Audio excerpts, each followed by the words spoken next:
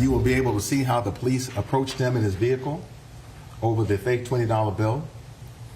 You'll be able to see how when they approached his car, came to his window within seconds, they had pulled out their gun, were pointing it at his head, and were using the foulest of language. You'll be able to see them get him out of his car, put him right away in the handcuffs. You'll see them pat him down so that they know he doesn't have any weapons.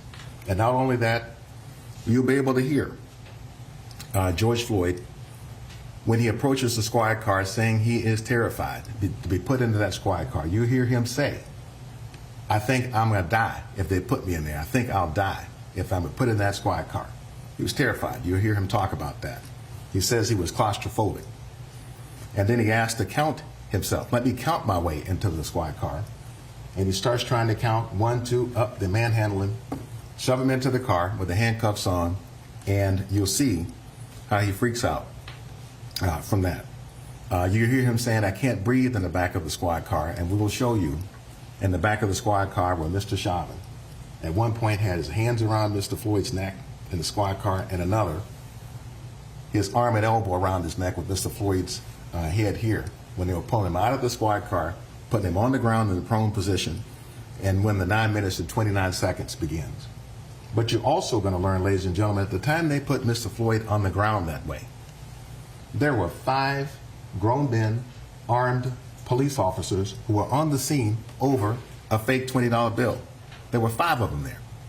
Mr. Chauvin and his partner, the 2 officers who had shown up there earlier in the first place, before Mr. Chauvin was there, and a member of the park police. There were 5 there. For a man who didn't threaten anybody, you will see committed no act of violence in any way, who didn't try to run away, and who was put in the prone position this way with 5 grown men, armed police officers present. None of that, ladies and gentlemen, we submit you will find to be an excuse for what happened in the 9 minutes and 29 seconds. We're also going to want you to learn something about George Floyd, George Perry Floyd. His family members call him Perry because he was not simply just an object of the excessive use of force of police. He's a real person. And I want you to learn something about it. At the time that he was killed, he was 46 years old. He was a father, a brother, a cousin, a friend to many.